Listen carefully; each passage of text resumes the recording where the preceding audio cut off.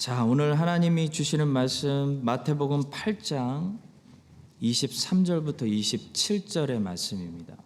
마태복음 8장 23절부터 27절의 말씀 우리 함께 합독하겠습니다. 배에 오르심에 제자들이 따랐더니 바다에 큰 돌이 일어나 배가 물결에 덮이게 되었으되 예수께서는 주무시는지라. 그 제자들이 나와 깨우며 이르되 주여 구원하소서, 우리가 죽겠나이다. 예수께서 이르시되 어찌하여 무서워하느냐, 믿음이 작은 자들아 하시고 곧 일어나사 바람과 바다를 꾸짖으시니 아주 잔잔하게 되거늘 그 사람들이 놀랍게 여기르되 이가 어떠한 사람이기에 바람과 바다도 순종하는가 하더라. 아멘. 바람과 바다를 잔잔하게 하시다라는 제목으로 하나님 말씀을 설교하겠습니다. 오늘 우리가 읽은 이 기적은 이제 마태가 마태복음 8장과 9장에 기록한 10가지 기적들 중에서 네 번째 기적입니다. 네 번째 기적의 대상은 사람이 아니라 자연이었습니다. 주님께서는 바람과 바다에게 말씀하셨고 바람과 바다가 주님의 말씀에 순종하는 것을 보게 됩니다. 그러나 주님께서 바람과 바다에게 말씀하셨다고 해서 바람과 바다가 무엇을 배워야 하는 것은 아닙니다. 그것을 지켜보는 제자들이 여기서 분명히 배울 것이 있었고, 이 사건을 오늘날 기록된 말씀으로 묵상하고 있는 우리가 배울 것이 있습니다. 자연도 다스리시고 바람과 바다에게도 명령하시고 통치하시는 오늘 이 사건을 통해 우리에게 무엇을 말씀하고 계시는지 몇 가지만 살펴보도록 하겠습니다. 첫 번째로 우리 주님의 통치하심이 모든 곳에 있다는 사실을 가르쳐주는 말씀입니다. 이것이 오늘 본문에서 가장 중요한 메시지입니다. 예수 그리스도의 주권과 통치는 어딘가에 제한되어 있는 것이 아니고 모든 만물 위에 있다는 것이죠. 자, 본문에서 결론적으로 제자들이 놀랍게 여겼다라고 말하고 있는데요. 제자들이 여기서 왜 놀랐는지를 아셔야 됩니다. 제자들이 왜 놀랐을까요? 예수 그리스도께서 통치자라는 사실을 이전에 몰랐다가 이제 알았기 때문에 놀라는 것이 아니죠.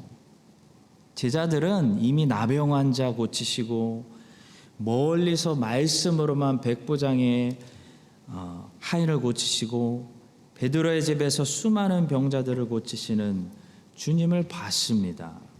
그러니까 제자들은 이미 주 예수님께서 다스리고 통치하고 계신다, 컨트롤하고 계신다, 주관자고 주님이시다라는 사실 알고 있습니다. 자, 그런데 왜 놀라는 걸까요? 바로 주님이 통치자라는 사실을 새삼스럽게 지금 깨달았기 때문이 아니라 주님의 통치의 영역이 여기까지 미친다는 사실은 몰랐기 때문에, 이제 알았기 때문에 놀라고 있는 것입니다. 놀라서 자빠질 지경입니다. 자, 성도 여러분, 우리가 바이든 미국 대통령이 권세가 있다는 사실을 모르나요? 알고 있죠. 그런데 언제 우리가 놀랄까요? 미국 대통령이 어느 나라 갔는데 그 나라에서 미국 대통령 대접하고 보호하고 미국 대통령 한마디에 수많은 사람들이 움직이고 하는 거 보면 그때 놀라는 겁니다. 와, 미국 대통령 파워가 이 정도구나. 미국 대통령의 권세가 여기도 미치는구나. 그래서 놀라는 거죠. 본문도 마찬가지입니다. 제자들은 이미 예수 그리스도의 권세가 귀신들을 제압하고 모든 질병들도 예수님께 순종한다는 사실을 알고 있었습니다. 그런데 바람과 바다도 그분께 순종하는지는 모르고 있었다는 거죠. 근데 바람과 바다가 예수님의 말씀에 순종하는 거 보고 깜짝 놀라는 겁니다. 27절의 말씀입니다. 그 사람들이 놀랍게 여겨 이르되 이가 어떠한 사람에게 바람과 바다도 순종하는가? 이것이 제자들의 반응이었습니다. 그런데 성도 여러분, 제자들만 이렇게 반응할까요? 오늘날 우리도 이렇게 반응할 때가 많다는 거예요. 우리도 제자들처럼 예수님의 권세, 예수님의 통치 모르는 게 아닙니다. 믿습니다. 근데 우리의 문제는 이 제자들처럼 눈이 어두워져서 예수님의 권세와 통치와 주권이 설마 거기까지 미치고 있는지 모를 때가 많다는 거예요. 교회 안에서 주님의 통치와 주님의 권세를 경험하는 것은 신앙생활 오래 하신 분들에게는 그리 놀랄 만한 일이 아닙니다. 교회에서 사람들이 고쳐지고 변하는 것을 보는 것은 놀랄 일이 아니죠. 오히려 교회에 오래 다녔는데 사람들이 안 변하는 것이 놀랄 일이죠. 우리는 교회 안에서 하나님이 살아계심과 하나님의 다스림과 간섭하심, 하나님의 주권을 보게 됩니다. 교회가 안 될 것 같은 상황들을 다 이기고 결국 되는 것을 보고 와, 역시 하나님 살아계시는구나. 역시 이곳에는 하나님의 통치가 있구나. 우리는 고백하게 됩니다. 자, 그런데 우리가 언제 놀라는 거죠? 언제 놀라죠? 교회 안에서만 하나님의 통치가 있는 줄 알았는데 불신자들 가운데 역사하신 하나님, 뉴질랜드 다스리신 하나님, 미국, 중국, 러시아 움직이시는 하나님, 그때 우리가 제자들처럼 깜짝 놀라는 거예요. 하나님의 통치가 여기에도 있구나. 여기도 하나님이 다스리시는구나. 성도 여러분, 우리는 이전에 하나님의 권세를 경험해 보지 못한 장소에서 하나님의 권세를 경험해 볼 필요가 있습니다.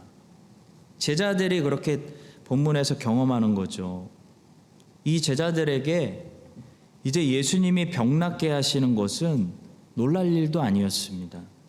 근데 제자들은 예수님께서 바다 위에서 바다도 다스리시고 바람도 다스리시는 분이라는 사실은 지금까지 한 번도 경험해 본 적이 없는 거예요. 갈릴리 바다, 그 자연, 이 우주 만물은 너무 커 보이는 거예요. 주님보다 커 보이는 거예요. 그래서 주님께서는 그 경험을 주시려고 바다 건너편으로 건너가자 라고 제자들을 오늘 인도하고 계시는 겁니다. 자, 우리 모두에게는 그런 게 있어요. 아직 주님이 거기도 다스리고 계신다 라는 사실을 경험해 보지 못한 그런 낯선, 주님이 느껴지기에는 너무나 낯선 장소가 있다는 거예요. 주님이 크라이스트처치 한인장로교회는 분명히 다스리시는 것 같은데, 예배 오면은 거기는 주님이 분명히 계신 것 같은데, 내 가정을 보면 거기는 주님의 통치가 없는 것 같아요 라고 생각할 수도 있는 겁니다. 믿지 않는 불신자들과 만나야 되는 그 회사는 주님이 다스리시는 것 같지가 않은 거예요 라고 생각하는 사람들이 있을 수 있다는 거죠. 자, 그때 하나님의 자녀들에게 오늘 주님께서 말씀하시는 겁니다. 배를 띄워봐라. 우리가 바다 건너편으로 건너가자. 가보자, 이런 거예요. 주님이 뭘 보여주시려고 하시는 걸까요? 내가 교회만 다스리는 것이 아니야. 그렇게 안 보이지만 네 가정도 다스리고 있고, 믿지 않는 불신자들이 가득한 그 회사에서도 내가 통치하고 있고, 모든 만물들이 내 말을 듣고 순종한다. 그렇게 말씀하고 계시는 겁니다. 성도 여러분, 예수 그리스도의 통치와 권세는 모든 만물들, 피조 만물들 위에 있음을 믿으시기 바랍니다. 예수 그리스도가 다스리지 않는 영역은 세상에 존재하지 않습니다. 이 사실을 기억하고 본문의 제자들처럼 혹시 여기서는 주님을 한 번도 경험해 보지 못했습니다. 여기는 주님이 성공적으로 다스리시는지 잘 모르겠습니다. 라는 그런 부분들이 있으시면 주님께서 제자들에게 보여주시는 것처럼 주님께서 거기도 그들이 깨닫던 깨닫지 못하던, 그들이 순종하던, 바벨론 왕이 순종하던 순종하지 않던 거기도 주님이 통치하신다는 사실을 하나님의 자녀들에게 보여주시고 또 체험하게 해주시기를, 그래서 여러분과 저의 믿음이 강해질 수 있기를 주님의 이름으로 간절히 축복합니다. 자, 두 번째로 본문에서 주님이 주무신 것이 중요한데요. 주무신 것은 절대로 피곤해서가 아니라 풍랑 속에서도 평안히 잘 수 있다는 사실을 보여주시기 위함입니다. 아마도 이 본문에서 가장 우리를 좀 깜짝 놀라게 당황하게 하는 부분은, 장면은 우리 주님께서 이 와중에 배에서 주무시고 계시다는 그런 모습일 겁니다. 24절의 말씀입니다. 바다에 큰 놀이 일어나 배가 물결에 덮이게 되었을 때 예수께서는 주무시는지라. 자, 예수님은 여기서 지금 사역을 많이 해서 피곤해서 주무시고 계시는 것이 아닙니다. 주님은 고의적으로 주무시고 계시는 거죠. 제자들에게 뭔가 잠을 통해 말씀하고 계시는 겁니다. 제자들이 평생 잊어버릴 수 없는 어떤 장면을 마음속에 보여주시는 거예요. 본을 보여주시는 거예요. 바로 우리 주님은 이런 풍랑 속에서도 평안히 잘 수 있다라는 사실을 보여주시는 거예요. 우리도 이렇게 할 수 있다는 것입니다. 주님이 주시는 절대 평강이 모든 두려움과 세상에 요동치는 난리들을 이긴다는 것이에요. 베드로가 이 레슨을 나중에 제대로 배웠습니다. 오순절 후에 성령이 충만해진 이 베드로가 다음 날 지금 헤롯에게 목이 날아가게 생긴 상황 속에서 감옥에서 어떤 모습으로 있었습니까? 막 두려워 떨고 있었나요? 밤새 살려달라고 너무 억울합니다, 주님 아직 아니에요, 울면서 기도하고 있었나요? 기도는 했겠죠. 근데 아마 살려달라고 구차하게 기도하진 않았을 것 같습니다. 베드로는 주님께 모든 것을 맡기고 주님 뜻대로 하십시오, 기도를 마치고 자고 있었습니다. 사도행전 12장 6절입니다. 헤롯이 잡아내려고 하는 그 전날 밤에 베드로가 두 군임 틈에서 두 쇠사슬에 매여 누워 자는데 파수꾼들이 문 밖에서 옥을 지키더니 라고 말씀합니다. 성도 여러분, 요즘 잠이 잘 오시나요?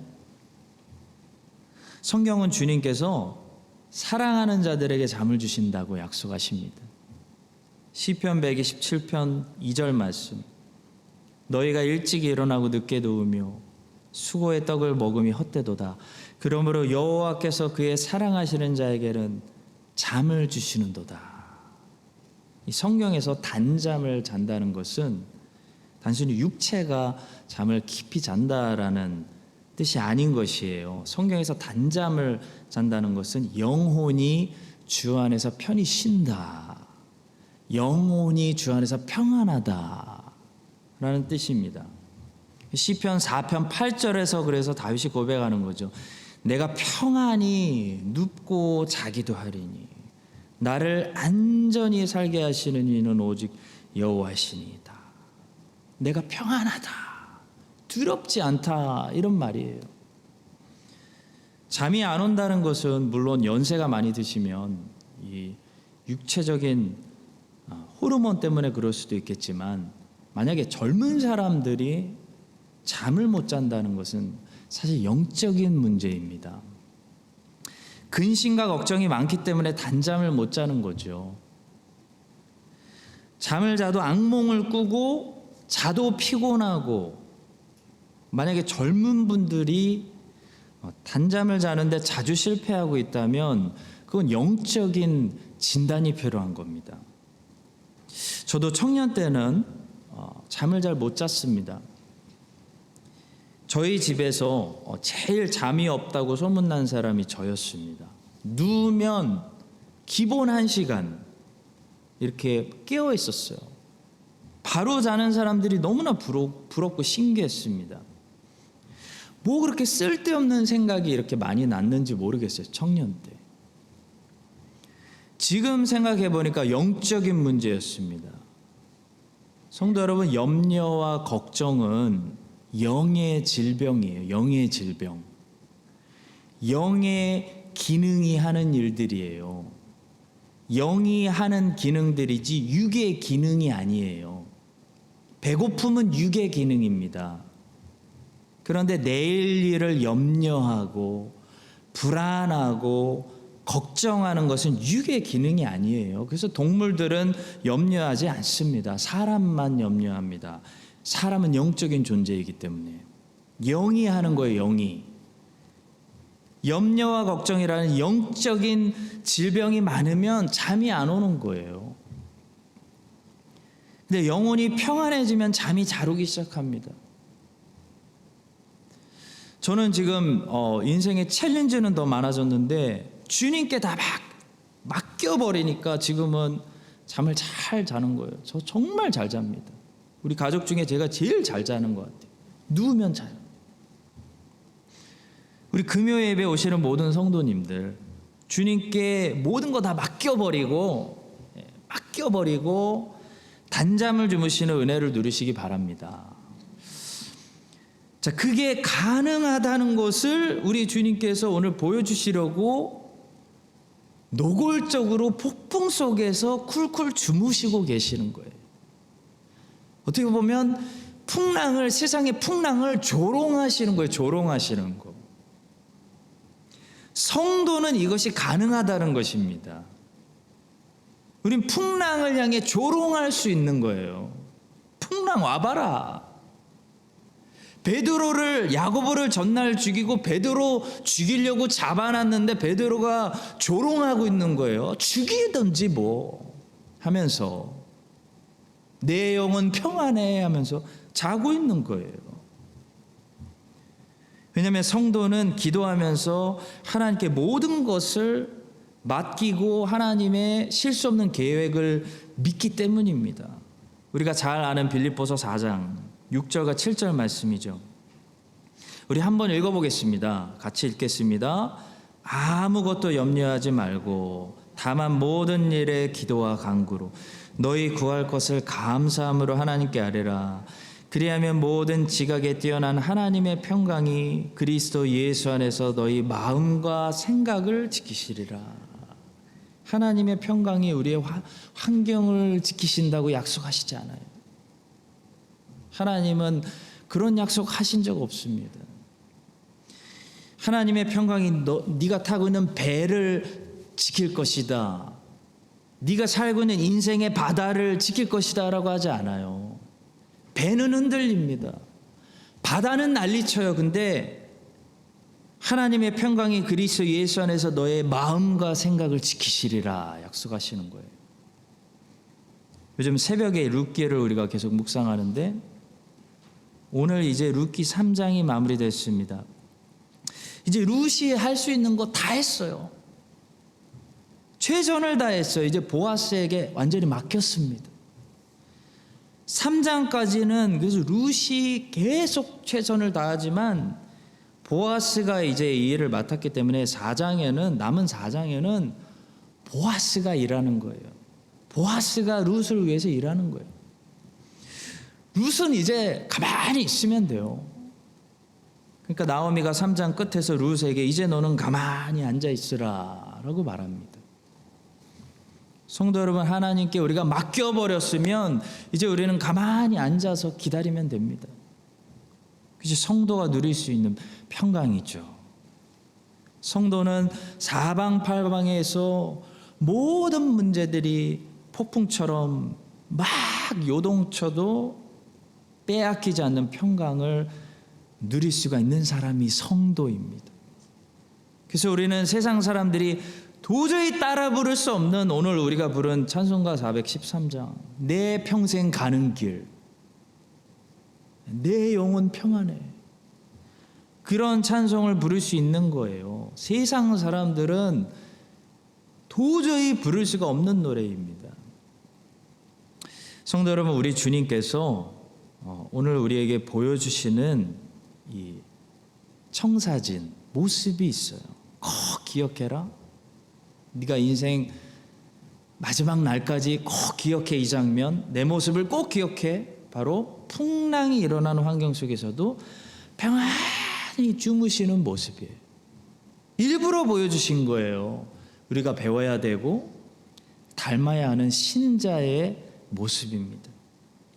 사방팔방 동서남북에서 모든 문제들이 한꺼번에 일어나고 원수들이 다 일어나도 하나님께 믿음으로 맡겨버리고 주 예수 그리스도 안에 있는 이 절대적 평강 항상 누리며 단잠을 잘 수 있는 우리 모두가 될 수 있기를 예수 그리스도의 이름으로 간절히 축복합니다.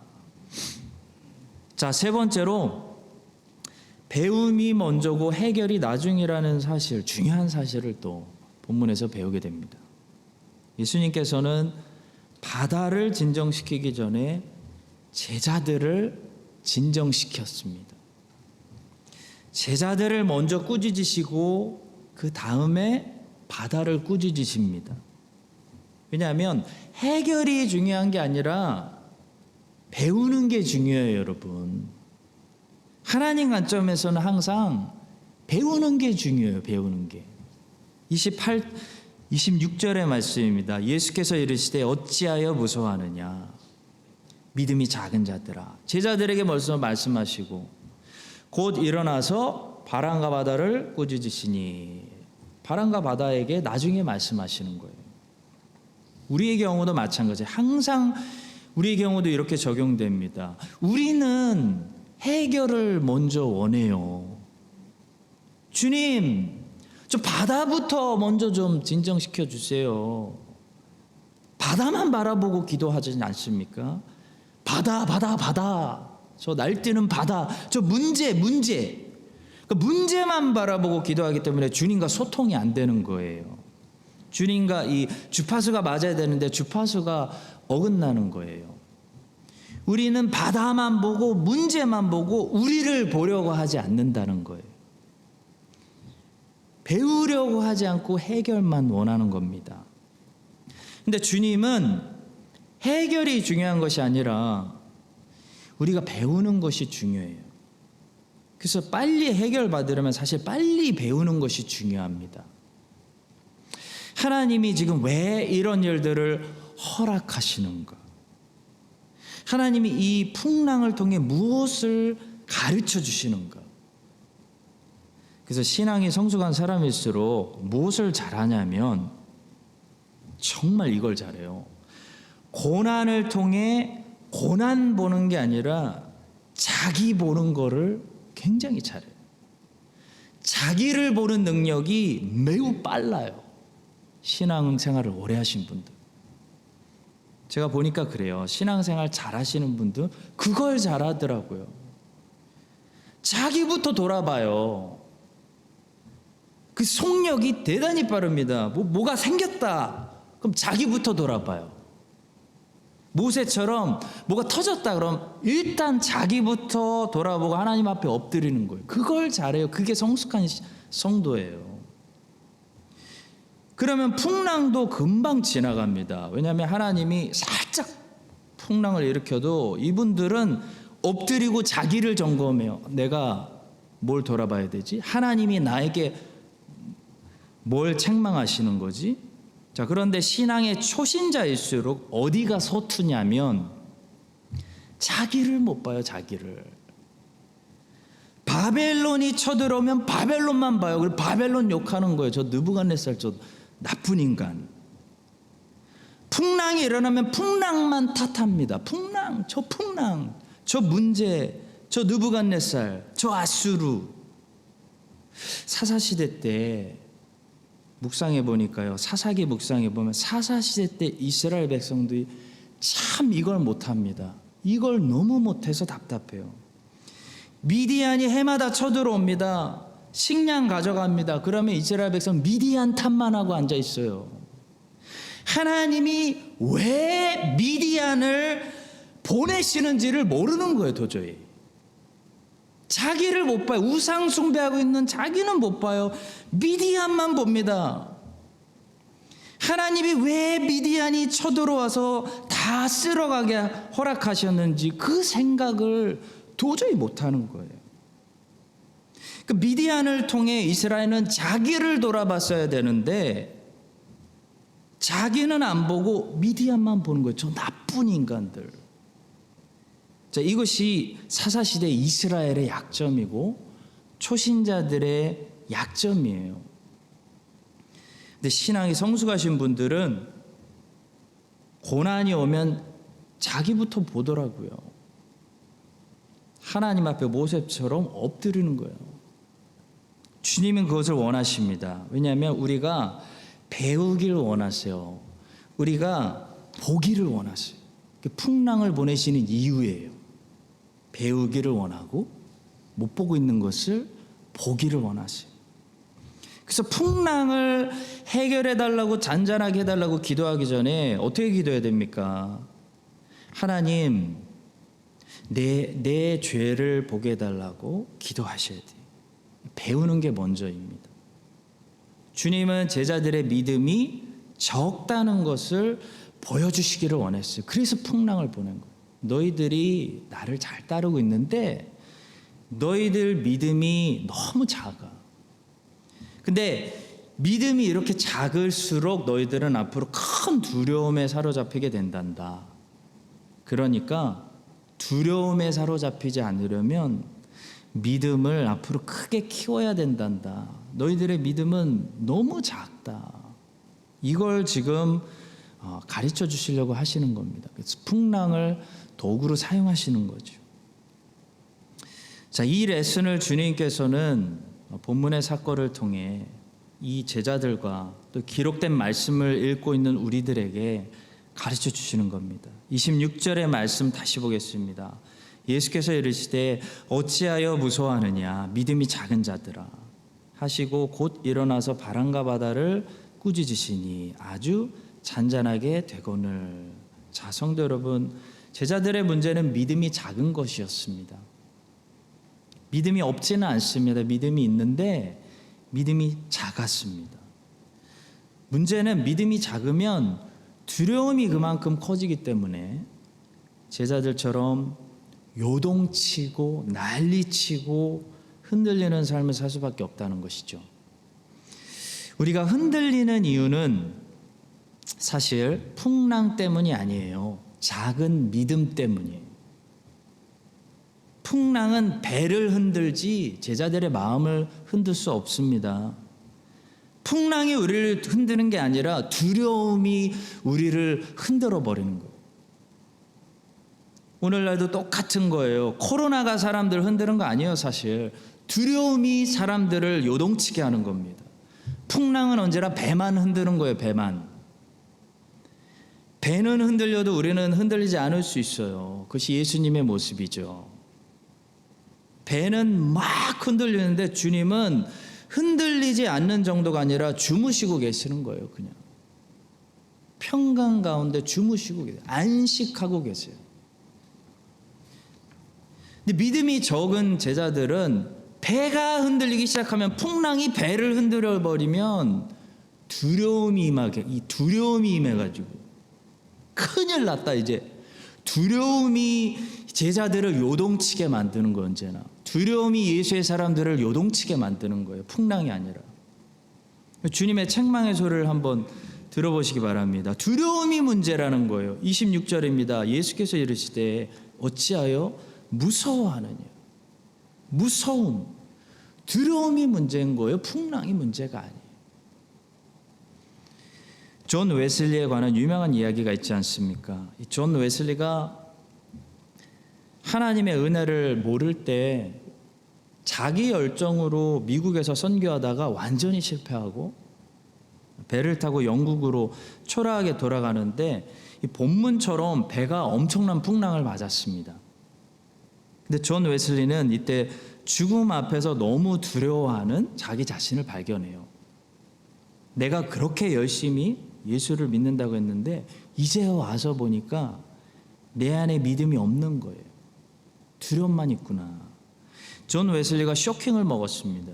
근데 더 충격을 먹은 것은 그 옆에 모라비안이라고 불리는 사람들이 함께 타고 있었는데 그 모라비안 사람들은 배가 막 부서지는 절박한 상황 속에서도 얼굴이 너무 평안한 거예요.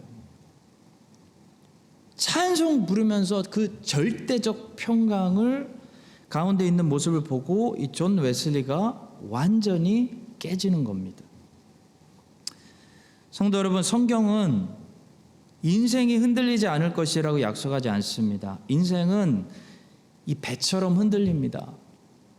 사탄은 우리의 배를 흔들 수 있어요. 근데 성경은 그리스도께서 그리스도 안에 있는 사람들을 평강 가운데 지키신다고 약속합니다. 인생은 흔들려도 여러분과 저는 흔들리지 않을 수 있다는 놀라운 약속이에요. 이 약속을 오늘 밤 붙드시고 흔들리는 배 속에 계시더라도 요동치는 세상 속에서도 예수님처럼 이제 큰 믿음으로 이 평강 가운데서 두려움 다 떠나가라. 하나님이 다 철저하게 허락하셨기 때문에 일어나는 거에 불과해.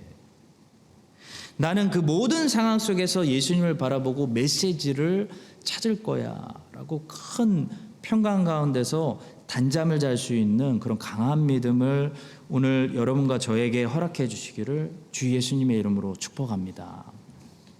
자, 마지막 네 번째로 우리가 꼭 한번 생각해 봐야 할 것은 우리 주님의 탁월하시고 완전하신 능력입니다.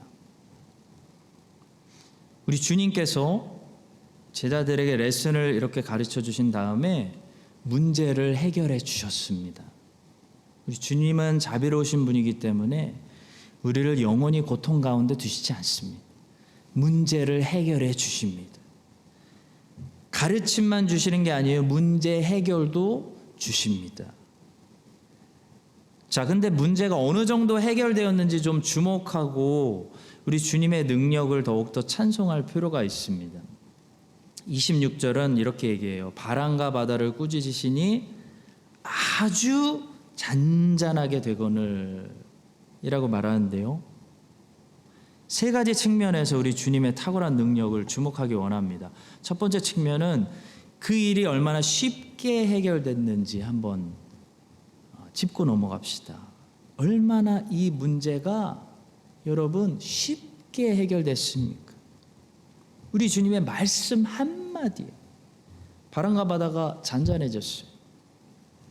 우리 주님은 이 바람과 바다를 잔잔하게 하시는데 큰 힘이 필요 없으셨어요. 말씀 한마디.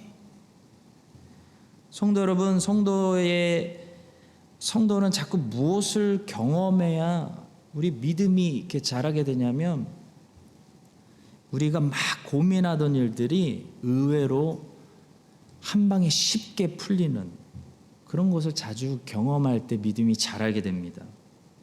내 생각으로 이 문제는 엄청난 이 에너지와 시간과 돈이 들어갈 거라고 생각했는데 의외로 한 방에 그냥 쉽게 툭 풀리는 경험을 할 때 주님이 하시니까 쉽구나 라는 고백이 터지면서 우리 믿음이 자라나게 된다는 거죠. 원래 그 학교에 입학하려면 굉장히 까다로운 건데 의외로 내 앞에 쉽게 문이 탁 열려버릴 때 하나님이 여시면 쉽구나 고백이 나와야 된다는 거예요. 최근에 영주권 받으신 가정들이 많아서 얼마나 하나님께 우리가 감사한지 몰라요. 하나님이 한 방에 툭 풀어버리시니까 그냥 일이 쉽게 되잖아요. 우리가 하려면 어렵게 해야 되는데 하나님이 툭 하니까 쉽게 열리는 거예요. 이런 경험들이 많아야 우리의 믿음이 자라게 됩니다. 나에게 어려우니까 하나님께도 어려울 거라고 우리가 생각하지 말아야 돼요. 성도 여러분, 하나님께는요, 그 일이 굉장히 쉬워요. 하나님이 하시면요, 생각보다 한 방에 해결돼요. 제자들의 눈에는 갈릴리 바다 전체가 막 요동치고 있지만 예수님께서 말씀 한마디 해버리시면 그냥 쉽게 해결되는 거예요. 사라져요, 그냥. 지금 여러분과 제 앞에 있는 이 문제들도 마찬가지예요. 우리 눈앞에 막 크게 보이는 문제들, 막 크게 막 해결해야 될 것 같은 문제들요, 주님이 내가 전혀 생각하지 못한 방법으로 그냥 툭 한 방에 쉽게 해결해 주실 수 있다는 사실을 믿으시기 바랍니다. 두 번째로 그 일이 얼마나 즉시 이루어졌는지도 봐야 돼요. 예수님께서 바람과 바다에게 말씀하시니까 즉시 잔잔해졌습니다. 우린 그렇게 생각할 때가 있어요. 와, 이 문제는 진짜 몇 년 간다. 이거는 몇 년 가는 싸움이야. 큰일이다. 그렇게 생각하는 것도 믿음이 없는 생각이에요. 하나님이 개입하시고 명령하시면요, 즉시 해결될 수 있어요. 믿으시기 바랍니다. 2, 3년, 4, 5년 계획하고 있었는데요, 문제가 끝나버려요. 그냥 내 앞에서 그냥 문제가 사라져버려요. 주님은 그렇게 하실 수 있습니다. 주님이 풀어주시면 오래 걸리는 게 아니에요. 주님은 세상을 7일 동안 창조하셨어요. 그것도 하루에 다 하실 수 있는데 7일이라는 질서를 통해 만드신 겁니다. 우리 주님의 능력을 내 능력처럼 제한하면 안 됩니다. 내가 하려고 하면 10년 걸릴 거지 주님이 하시면 이번 주에 끝나버려요. 그냥 문제가 계속될 줄 알았는데 하나님께서 지금 사라지게 하신 문제들 있잖아요. 있습니다. 그래서 더 이상 문제로 고민하지 않고 있는 것들 우리가 감사하면서 지금 고민하고 있는 이 새로운 문제들도 주님께서 그냥 즉시 사라지게 하실 수 있다는 사실을 우리가 기억할 수 있길 바랍니다. 마지막 세 번째로 그 일이 얼마나 효과적으로 이루어졌느냐, 얼마나 온전하게 이루어졌느냐라는 사실을 봐야 돼요. 주님이 바람과 바다를 책망하셨더니 갈릴리 바다가 이제 배를 운행할 수 있을 정도로 진정된 것이 아니고요, 완전히 고요해졌어요. 완전히. 사람들이 이전에 이 갈릴리 어부들이 본 적이 없을 정도로 완전히 고요해진 거예요. 성도 여러분, 우리 주님이 해결해 주시면 일이 적당히 해결되는 것이 아닙니다. 문제가 완전히 해결돼요. 완전히 싹 해결돼요. 우리 주님이 만약에 원수를 불어버리시면요, 원수가 저 멀리 가는 것이 아니라 원수가 우리 인생에서 완전히 나가버려요. 다시는 안 봐도 돼요. 우리 주님이 병자를 고치시면 그 병에서 좀 진전이 있는 것이 아니라 병이 영원히 그 사람에게서 떨어지는 거예요. 우리 주님의 역사는 완전합니다. 우리 주님은 완전하신 하나님이에요. 우리가 완전하신 하나님 찬양하지 않습니까? 우리 주님의 일은 대충 적당히 되는 일이 없습니다. 완전하게 됩니다. 이 사실 우리가 기억합시다. 사랑하는 성도 여러분, 지금 어떤 문제가 있다 할지라도 이 문제가 우리 주님께는 이 풍랑이 전혀 문제가 되지 않는다는 사실, 오늘 말씀을 통해 우리가 다시 기억하고 언젠가 이 풍랑이 완전히 사라질 거예요. 사라져요. 레슨이 있기 때문에 있는 거예요. 그래서 여기서 좌절하거나 자빠지지 않고 잘 인내하고 문제를 통해 모든 배움을 마스터해서 주님께서 문제가 완전히 사라지게 해주셨을 때 할렐루야 찬송 부를 수 있는 여러분과 제가 될 수 있기를 주님의 이름으로 간절히 축원합니다.